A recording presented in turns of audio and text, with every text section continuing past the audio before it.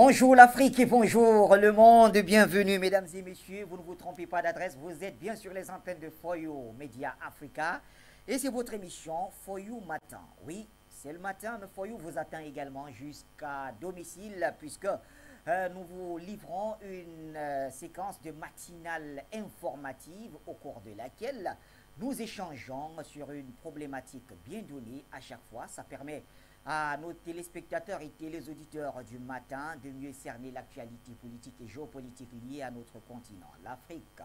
Les fréquences, vous les connaissez, 96.3 FM pour ceux qui nous suivent en radio, Eutelsat pour la même radio et puis la télévision, Facebook et YouTube pour nos internautes et puis nombre d'entre vous ont téléchargé l'application de For You Media Africa sur Play Store.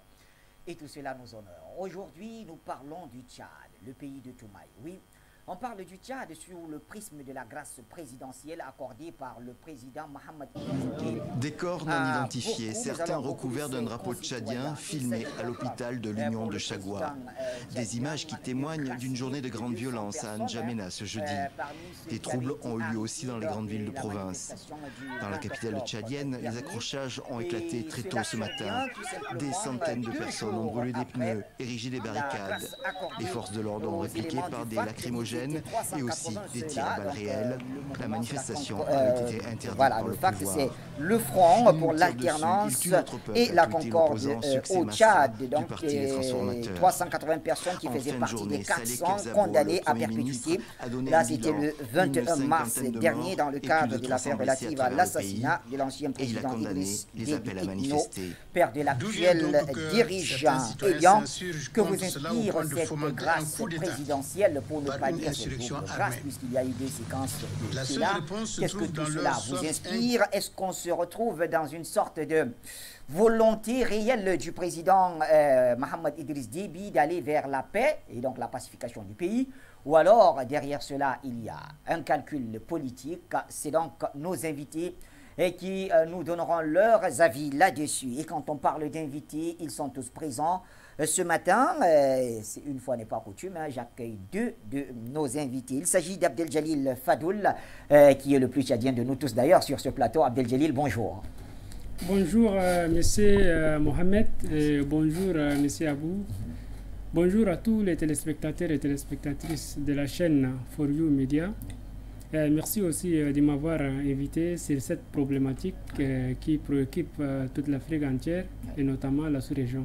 Merci pour l'invitation. En tout cas, tout l'honneur, il est pour nous. Pas facile de se réveiller tout le matin pour assister à cette belle émission du moment où on veut atteindre nos téléspectateurs et téléauditeurs. For You Matin accueille donc Abdoundam, notre politologue. Abdoundam, bonjour et bon ramadan. J'ai oublié de le souhaiter également à Abdeljalil. Bonjour mon estimé frère et ami Mohamed Bachir Ladan. Bon début, enfin bon carême, oui, parce que nous sommes dans le mois de carême. Tout à fait. Un bonjour également particulier à mon copanéliste, mon frère Abdoul, mon homonyme. Oui, homonyme exactement. Exactement. Et je crois que mon frère, c'est un plaisir à chaque fois que tu sollicites mon expertise pour qu'on puisse apporter notre modeste contribution en ce qui concerne les grandes thématiques d'envergure. Ça sera toujours la bienvenue pour moi parce que tu sais tout le bien que je pense de toi et tu sais le lien qui nous lie. Donc je suis très ravi d'être là pour que nous puissions débattre de cette thématique. Oui. Parce qu'en réalité, ce qui se passe au Tchad suscite le regard de tout chercheur. Oui. Et je crois qu'au cours de l'émission, nous allons essayer de dégager les hypothèses qui peuvent nous amener à comprendre ces genres de décisions. Très bien. En tout cas, on a une bonne vingtaine de minutes ensemble. Commençons par vous, cher Abdeljalil Fadoul. Quelle est votre lecture ou comment vous avez accueilli cette décision du président Mohamed Idriss Déby? Merci, monsieur, une fois de plus, monsieur Mohamed Bachir. Mon sentiment, comme la plupart des Tchadiens, en fait, tous les Tchadiens, je suis soulagé et vraiment nous accueillons cette nouvelle avec un enthousiasme bien avancé. Vous savez, notre pays, le climat dans lequel il est, a besoin de l'apaisement, a besoin aussi de dialogue et a besoin aussi de ces gestes, des grands gestes forts comme ça et patriotiques. Oui. Vous savez, comme vous venez de dire, il y a eu double grâce. Oui. On a gracié les éléments du FACT et 48 heures après, on a gracié aussi les manifestants du 20 octobre. Vous savez, dans tout état de droit, il y a ce qu'on appelle la séparation des pouvoirs. La justice tchadienne s'est prononcée sur les cas, sur les 2 cas, et notamment sur les cas des éléments du fact, avant même que l'encre du verdict sèche. Le président de la République, chef de l'État, le général Mohamed Idriss Déby, garant de la Constitution, père de la nation, a décidé de libérer et de relaxer en imposant son grâce présidentielle. Oui, en tout cas, ça relève de son pouvoir souverain. Son pouvoir, notamment parce que les grâces présidentielles amènent au président de gracier ou de libérer comment on appelle là, un détenu ou un condamné. Et comme vous venez de dire, ce sont droits. Personne ne peut l'obliger, il n'est pas obligé de les gracier ou de les laisser. Mais il a imposé sa grâce pour que, enfin, les Tchadiens se construisent, se reconstruisent. Et ces gestes, dès le départ, ont été enchaînés. Je vous rappelle qu'il y a des compatriotes qui sont en exil, d'autres ont même perdu l'espoir de revenir au pays. Mais ils sont de retour, ils sont dans les affaires. C'est pourquoi nous devons encourager ce genre d'actes et nous devons vraiment appeler les autres Tchadiens à mettre un peu de regard et contribuer dans la paix voulue par le président pour la stabilité de la nation. Très bien. Voilà la première lecture de Abdeljelil Fadoul. Abdundam, alors quelle est la lecture du politologue face à cette grâce présidentielle du côté du Tchad? Dans ma lecture, je vais opérer 2 lectures sur 2 grands déterminants. Le premier déterminant sera purement une lecture juridique et la deuxième lecture sera une lecture purement politologique. Pour ce qui est de la lecture juridique, il faut le dire, inscrit la décision du président de la République sur le prisme juridique. Sa décision tire son fondement sur la Constitution parce qu'en réalité, il a fait une grâce présidentielle et il est important de le notifier qu'il y a une différence notoire entre la grâce présidentielle et l'amnistie. Et bien évidemment, l'amnistie relève la compétence du Parlement. A contrario, la grâce relève la compétence du président de la République. Donc on parle de loi d'amnistie et grâce présidentielle. Effectivement. Donc du point de vue juridique, la décision du président de la République tire son fondement et c'est justifié. Maintenant, est-ce que, et on vous allait le dire, parce que la décision au regard du sacro-saint principe de la séparation du pouvoir, tel que prescrit par Montesquieu de son frère non Charles Louis II, apparent de la baie de Montesquieu, qui a théorisé la séparation du pouvoir. Dans le cas d'espèce, certes, le pouvoir judiciaire a rendu sa décision de justice. Et le chef de l'État a essayé donc, au regard de ses prérogatives constitutionnelles, de prendre cette décision juridique. Toutefois, cela me permet d'ouvrir le flanc sur le deuxième déterminant qui est celui purement politologique, que dans la décision du chef de l'État ou encore la séparation du pouvoir sur le prisme occidental, cela fait plus de myopie intellectuelle. Parce que le pouvoir tel qu'il se donne à voir en Afrique noire est différent de ce qui se passe en Occident. Il y a une prééminence véritable de l'exécutif au niveau du judiciaire et au niveau du Parlement. Vous ne pouvez donc pas dissocier l'hyper-pouvoir dont dispose le chef de l'État. Parce qu'en réalité, dans toutes les constitutions de l'Afrique noire francophone, il en ressort clairement que le chef de l'État, président de la République, a un pouvoir éminent et prééminent. C'est lui qui nomme les emplois civils et les militaires. C'est lui qui nomme les magistrats. C'est lui qui préside le conseil de la magistrature suprême. C'est lui qui fait la carrière des magistrats. On peut donc dire, sans risque de se tromper, que la décision de justice rendue en Afrique, certes, a priori, est une décision qui émane de la séparation du pouvoir. Toutefois, il est important de le dire sur le plan politique que certaines décisions de justice peuvent être influencées par des décisions politiques. Oui, mais dans le cas tchadien, de ce qui s'est passé, on a vu quand même l'exécutif se détacher de la question judiciaire, aller laisser la justice faire son travail jusqu'à la condamnation. C'est, n'est-ce pas, un acte à saluer? Bien évidemment, c'est à saluer. C'est ça que je dis, c'est la partie visible de l'iceberg. En tout cas, c'est ce qui devait être, c'est ce qui doit être. Mais toutefois, vous ne pouvez pas balayer d'un revers de la main cette prééminence subtile. Et maintenant, la décision, la portée de la décision du président de la République. Vous savez, nous sommes dans le jeu politique. Et là, il veut convoquer un auteur. Pierre Bourdieu, dans son ouvrage intitulé Le champ politique, où il perçoit le champ politique comme un ring, où les coups sont permis. Et dans le cas d'espèce, nous sommes dans le cadre du rapport de force. Au préalable, c'est parce qu'en réalité, le chef de l'État lance un message du rapport de force, parce qu'en réalité, son autorité était contestée, et son pouvoir était disputé et contesté. Il était question qu'il fasse recours dans une approche de Norbert Elias, du monopole militaire, pour faire asseoir son autorité. Parce qu'il donc essaie de faire recours au monopole militaire Vous avez vu ce qui s'est passé. Au-delà d'emprisonner, il y a eu des morts. Parce qu'il y a eu des morts, le chef de l'État, parce qu'il a fait recours à la puissance publique, il a fait recours à l'armée, au sens de Norbert Elias. Il est temps qu'il puisse décrisper l'atmosphère politique. Et la décrispation de cette atmosphère politique a deux corollaires. Quelle est l'ambition du chef de l'État à gracier ces gens? Qu'est-ce qui se cache derrière? Est-ce que le chef de l'État de transition n'est-il pas en train de gagner le cœur dans une approche de séduction pour gagner le cœur des Tchadiens, pour dire qu'en réalité, par-dessus tout, l'intérêt supérieur de la nation est au-dessus de nos intérêts personnels. Par conséquent, il tend la main à tous les fils et filles du Tchad de venir travailler ensemble avec lui. C'est un coup politique. Oui. C'est un coup politique.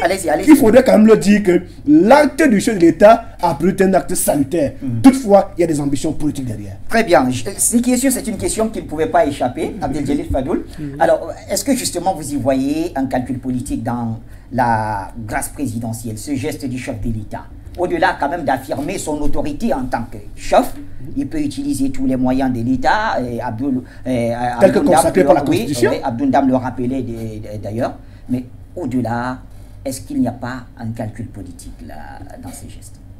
D'abord, moi, quand je me focalise sur les ambitions, ou bien comment on appelle les actes fondamentaux qui ont poussé à accoucher les CMT d'abord. Oui.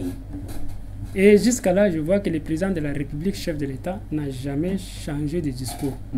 Il nous fait comprendre que voilà, lui, il est venu pour concilier les Tchadiens, apaiser la situation. Et après, s'il faut vraiment déboucher vers une nouvelle, comment on appelle, direction, c'est-à-dire de manière plus large, africaine, allons là-bas d'abord. Mais cependant, il faut vraiment que l'ordre et la discipline reviennent, comment on appelle, se rétablissent. Maintenant, le président de la République, qui gracie ces gens, ce n'est pas forcément pour une ambition politique, mais pour seulement apaiser la situation. Pour que, voilà, une fois de plus, je viens de libérer ces gens tchadiens, je n'ai aucun problème avec vous, conciliez entre vous, aimez votre patrie et allons y l'avant. Tous, la lecture que nous pouvons vraiment fondamentalement faire de ces gestes, ce n'est que ça. Il n'est pas un politicien, il est un militaire, enfin. Le dire ainsi, est-ce que ce ne serait pas un refuser de creuser?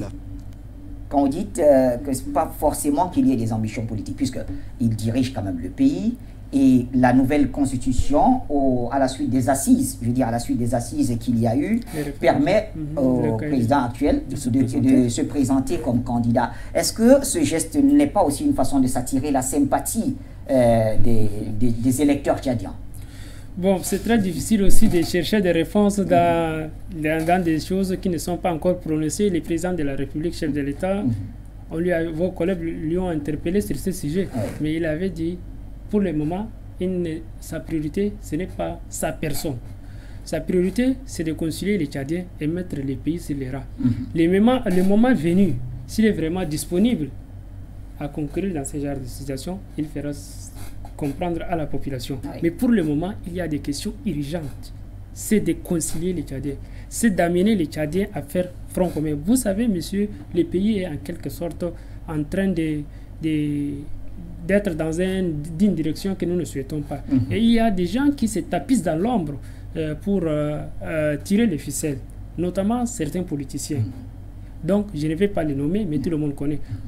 Maintenant, M. Bachir, je voudrais vraiment vous inviter à jeter un regard sur la situation politique et sociale du Tchad. Qu'est-ce que le peuple tchadien veut? Parfois, les politiciens sont même coupés des ambitions réelles du peuple tchadien. Aujourd'hui, le peuple tchadien, à l'instar de tous les peuples africains, est un peuple panafricain, est un peuple qui revendique sa souveraineté. Maintenant, ces politiciens, qui est en train de poser la main ou bien taper, voilà, les ambitions réelles du peuple? Sinon, ils sont en train de vouloir déloger le président de la République par l'intermédiaire et le biais des néocolonialistes. Donc, toutes ces questions, nous, la société civile, nous préoccupent. Et cependant, on est en train d'assister le président de la République. Nous lui encourageons de faire ce genre de gestes. Et il faut qu'il écoute et se branche avec son peuple. Voilà ce que nous pouvons dire en ce qui concerne ces gestes. Très bien. Alors, oui, Abdoun. Je voudrais quand même faire une petite revenir sur ce que vient de dire mon compagnoniste, mon frère. Vous dites, ce politique-là, nous nous efforçons à décrire, à dire ce qu'est les choses, ce que sont les choses. On décrit l'atmosphère à partir de certains actes que l'on pose. Je suis sorti tout à l'heure avec la dimension de... Quel est l'effet recherché de cette décision? C'est un effet recherché politique, je vais le justifier. Parce que il faut évoquer une notion très fondamentale, la décision. Pourquoi le président de la République a-t-il décidé? La décision est le produit d'une coproduction. Il est important de le dire qu'il y a des acteurs à la fois nationaux et internationaux qui n'ont pas partagé ce qui s'est passé en ce qui concerne la manifestation. Que ce soit les ONG, les partenaires bilatéraux et la communauté internationale en général n'ont pas été d'accord sur comment est-ce que la manifestation a été gérée au Tchad. Et il y a un certain nombre de pressions que le chef d'État, quoi que l'on dise, était en train de subir. Pour en réalité crédibiliser son image au niveau de la communauté internationale et de la communauté nationale, il était de bon ton. Ce sont les deux éléments que l'on peut mobiliser pour justifier la décision du chef de l'État. Parce que ce n'est pas toujours l'acteur formel qui décide. La décision est une coproduction. On parle même de la hiérarchie parallèle. C'est-à-dire quoi? Des personnes dans l'ombre mettent la pression pour que la décision aboutisse. Ne voyons pas que le chef d'État a posé l'encre. Mais qu'est-ce qui l'a poussé à poser cet encre? Cela également m'amène à démontrer quelque chose. Que le coup politique, c'est que ne perdons pas de vue l'environnement sous-régional de l'Afrique centrale.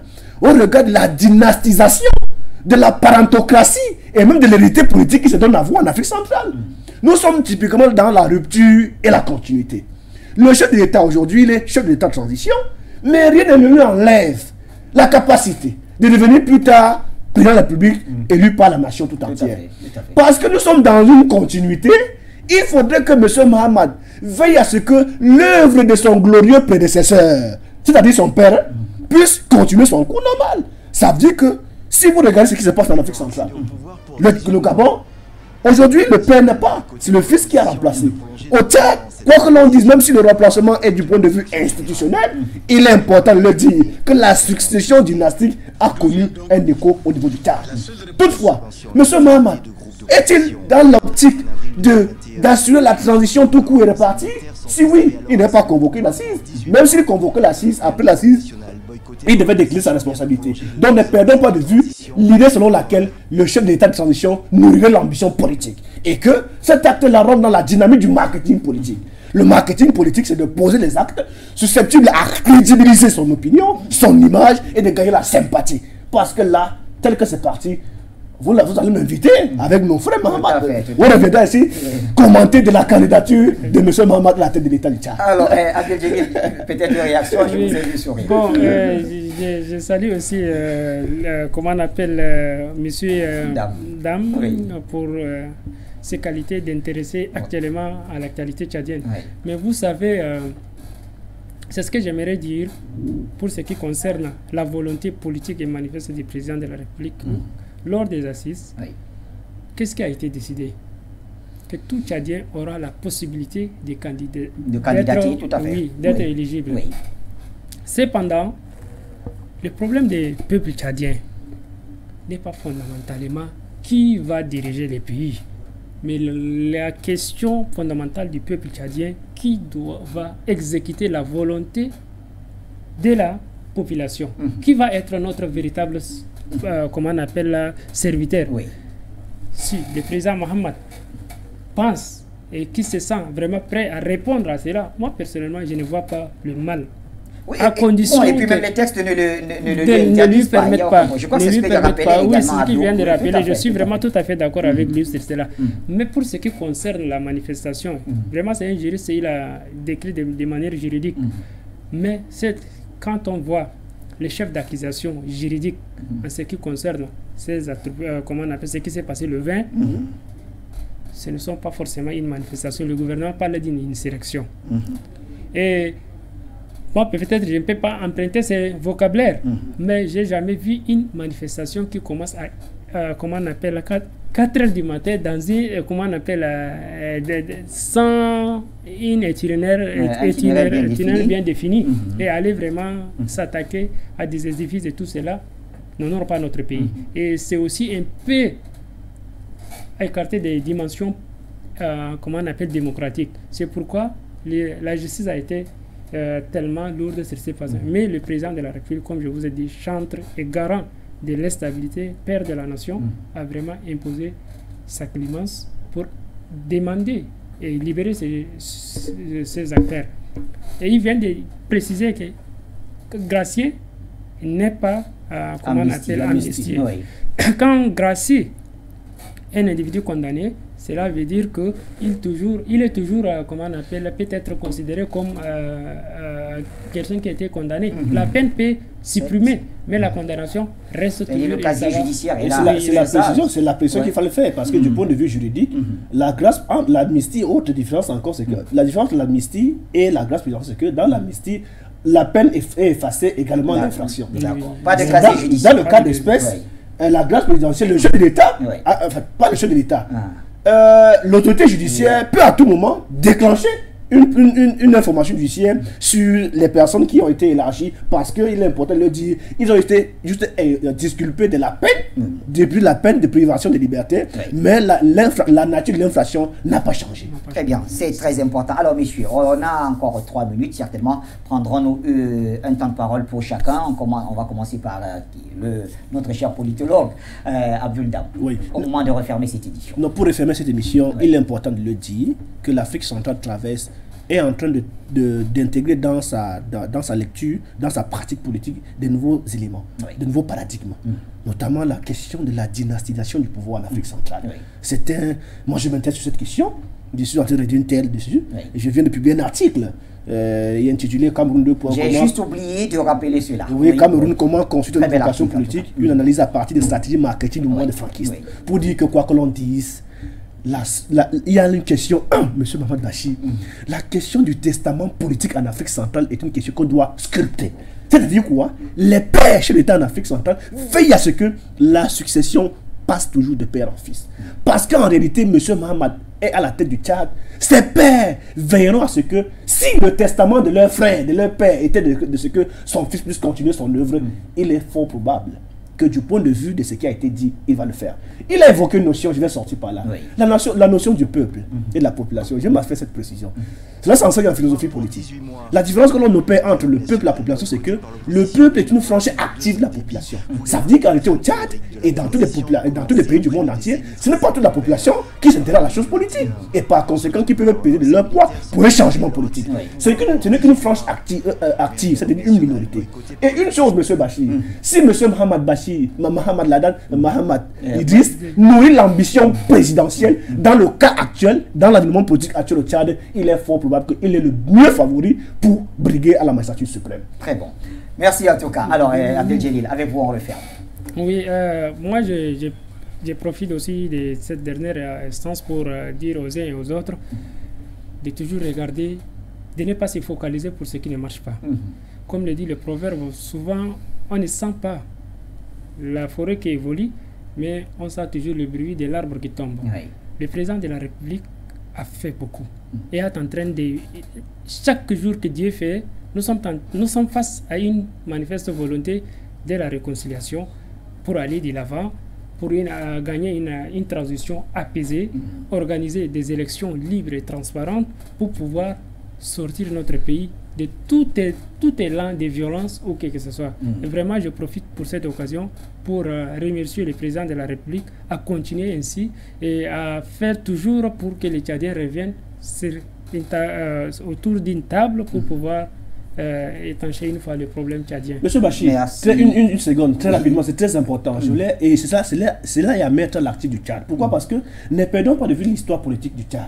Le Tchad c'est toujours illustré par une approche de la stabilité et de l'instabilité. Le Tchad a beaucoup connu de l'instabilité. Et le chef de l'État, sur qui on a connu une stabilité permanente, c'est sur l'air de M. Idriss Déby Itno. Si son fils est dans la dynamique de protéger cet acquis qui est la paix, la stabilité, il est important de l'encourager dans cette initiative pour pérenniser et pacifier le Tchad. Merci Abdoul Dam, merci également à Abdel Djelil Fadoul. J'avais donc sur ce plateau un actif de la société civile et un politologue. Vous l'avez compris donc, apprenons à regarder parfois le verre à moitié plein plutôt que de le voir à moitié vide. C'est la grande leçon que l'on retient de ce qui se passe au Tchad en ce moment. C'est donc la fin de cet échange avec nos invités. Foyou Matin, ça continue. C'est donc la matinale informative sur nos antennes.